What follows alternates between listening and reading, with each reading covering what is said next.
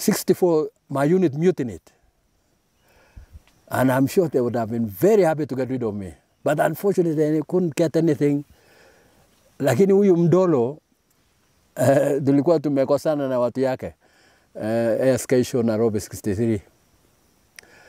Mzungu, kuna mzungu alijaribu kumpa mimi amri. Nikasema, wewe ni kama mimi. Kama unataka hiyo vitu ifanyike, so wewe mwambie huyo, kwa nini unamwambia mimi nimwambie huyo? Yeye akaenda jiaga, mimi nikaenda yangu. Wazungu, najua wale wanakuja pombe kwa showground, ni wazungu tu, generals yote kutoka wote ni wazungu. Sasa mimi naenda safishia vikombe ya nini? So wewe safishie wenzako. Wait, at Independence, that's 63? 63, yeah. They ask an officer to go wash just because of course, I mean, no. You see, in the army there is hierarchy. So I'm a second lieutenant, he's a lieutenant. Anataka mimi nihakikishe classes wakati wakubwa wanakuja majendo wanakuja jioni iwe safi. Nikamwambia si wewe mwambie askari. Kwa nini unamwambia mimi? Of course, ilikuwa si ukaidi tu yangu, ilikuwa ukaidi ya bure. So Ndolo was the only African commander at the time. He was the only captain in the army.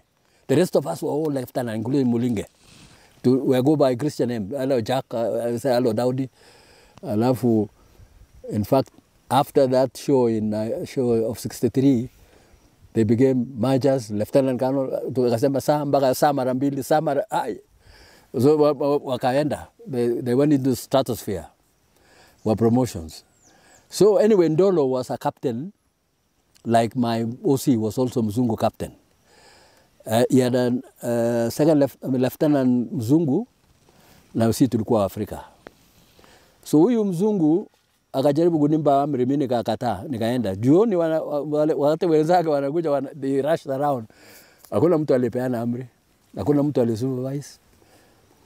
Na mimi najua nimefanya makosa kubwa, hata sikuenda kwa sapa, nikalala. Kesho nikachelewa kutoenda breakfast lakini wakangoja mimi mpaka nilipofika, hata sikuketi chini. Mkubwa yangu Captain Mzungu akanichukua. Yule namba 2 ilikuwa ya Ndolo. So Ndolo akaona huyu kijana mzuri. Kumbe anaweza so wakati mutiny ilifanyika that same few months, 63 hiyo nikakuja my first leave na hiyo Land Rover. Kurudi mutiny ikafanyika. Ndolo akawa chairman. So wakati wazungu wanajaribu hata wakati niliingia unit wakasema huyo mzungu alipewa to raise a new unit because he could trust an Africa. Akasema ataki mimi kwa unit yake. Ndolo akaulizwa Ndolo kwanza Mulinge, wewe unataka huyu officer? Ndolo Mulinge akasema bana sitaki huyo. Ndolo akamwambia wewe unataka huyu? Akasema yes, lete kwangu.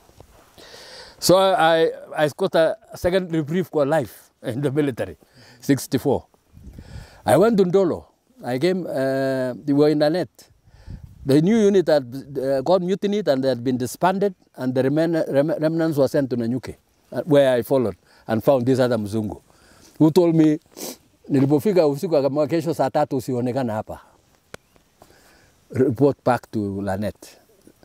Alafu wakati mimi nimechukua handover kila kitu, nimeenda kwa adjutant, akaniambia usiingie huko kabla ya saa 9. Niondoke kabla ya saa 3, nisiingie huko kabla ya saa 9. Anyway, nikakuja kufika hapo FTC saa 7. Na nisiingie, so nika park on the side of the road and slept for 2 hours. Alafu baada ya hiyo nikaingia kikosi unit, my whole mess. Nilipofika kwa adjutant office, nikapiga salute, Mzungu anaangalia chini, anaandika na kushoto. Akaniambia si wewe unajua hii mahali? Nikamwambia najua. Basi kwenda tafuta mahali ya kulala. Kesho saa 2 hapa. Nikaenda. Saa 2 mimi nafika huko. Still a young officer, you see, full of energy. Hata salute yangu inaweza kata mtu. Akaniambia kaa nje huko. Nikasimama nje standard is. Basi akakuja kamatch mimi kwa ofisi. Nikakuta ndolo iko huko.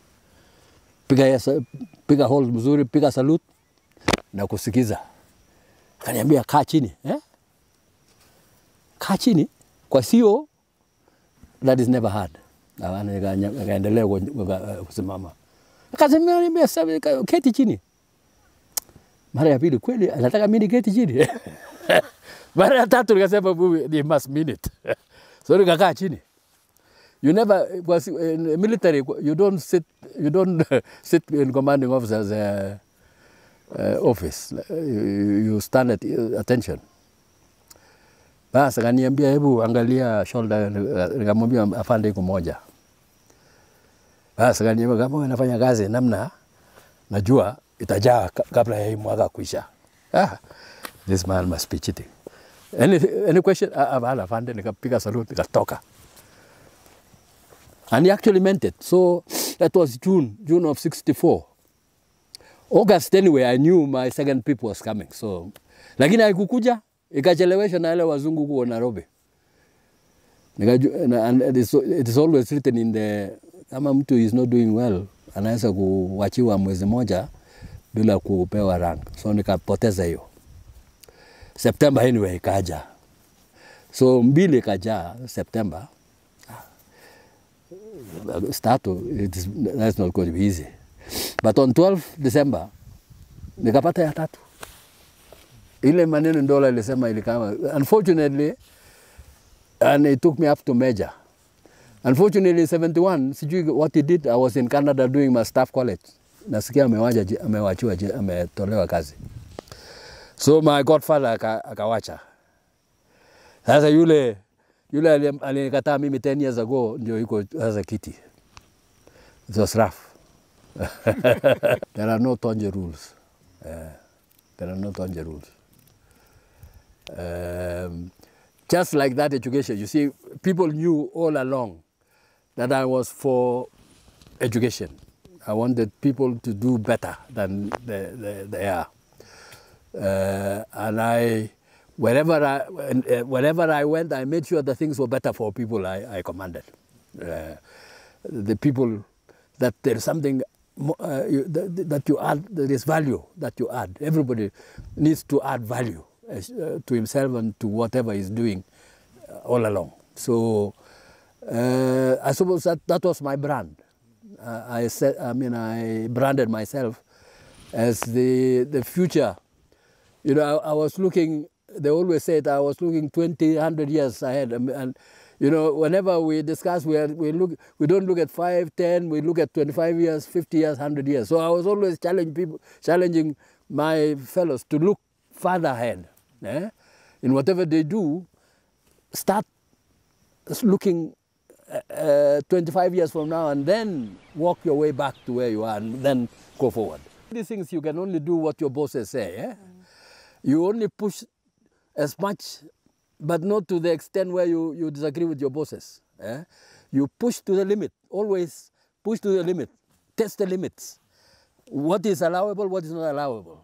And you do that. So they knew me right from those early days, from 63, that I am a person who pushes everything to the limit. I test, I practice. Even cadet training, I put, once I got in there, and luckily, as I was saying, General Sawe was my boss, I was allowed to experiment with all sorts of combinations, permutations in terms of training. How can we get the best out of this raw material from outside? And at one time, you know, the last lot, I would go change the syllabus, see it, do it practically, go always with the troops, and I went with that lot. I had 2 intakes in charge, intake 9 and intake 10. Intake 8 was somebody else, so intake 8 and 10, and then I accepted 11 and 12 into FTC. So 8 and 9 were my intakes, which I personally drove to the end and commissioned them. They all became generals. Intake 8, only one made, but it was but my intake 8, 9, and 10, including the last one, who went, Kibochi. And at the end, I assessed them as being fairly good. And I told them, if you maintain this tempo, which I have seen in you now, and I expect to see many generals out of you. So one time when they were promoted by, I was here at home, they were promoted by Kenyatta, and they looked around, there were 15 of them, all the same intake. That's never heard of, unheard of. So they looked around and said, hey, do you remember what Tonje said many years ago? So then I, of course, I left that field of training for training officers. I went into training staff. I became the founder of the Defense Staff College. Got that off the ground. Then I was also given the National Defense College. I got that off the ground. And then of course luck was with me when that. Of course, this fellow called Muhammad didn't want me by an inch. And we actually belong to the same unit. We should like each other, we should love each other, because that's the idea of when you are in the same battalion, you are members of the same family. But we never got on very well with Muhammad. And at one time, I think he wanted to get rid of me. So the staff college also gave me a new challenge, and they're going strong. While not forgetting my education, so when I got to become the chief of the general staff, I got in touch with my fellow Tugen, called Gipton. He was vice chancellor of Egerton University. So I asked him whether we can work out on a distant learning for my officers. So I got a new program for everybody to do distant learning, but I went low. I started with certificate, then diploma, and then degree. And my intention is that by 2012, nobody should go beyond commanding officer without a first degree. So I got that program going. And then so education was taken care of. Education of my officers was taken. Eventually, I managed to get something through, but because I was the boss, nobody. And Moi was good. I mean, Moi never interfered with us. We did allowed us to do whatever we wanted to do. And so while there, I got rid of a lot of unhealthy things that were going on in the military. Like every 14 days they would go, and there was a pay parade. People would go to receive their money on the table. And in the evening, everything goes to the bar. So I said, Havana, this is not on. Let these fellows get paid like everybody else. Besides, they should also buy their food. So whatever was given as ration, I added to their salary. I opened up that people should be able to stay outside, opened up more places for house allowances so that people can live their lives. There was never enough married quotas, so let them go outside. So I opened all those. So my soldiers for the first time got salary in their bank. So that was the biggest. They like me up to today. 20 years later, they still like me for that.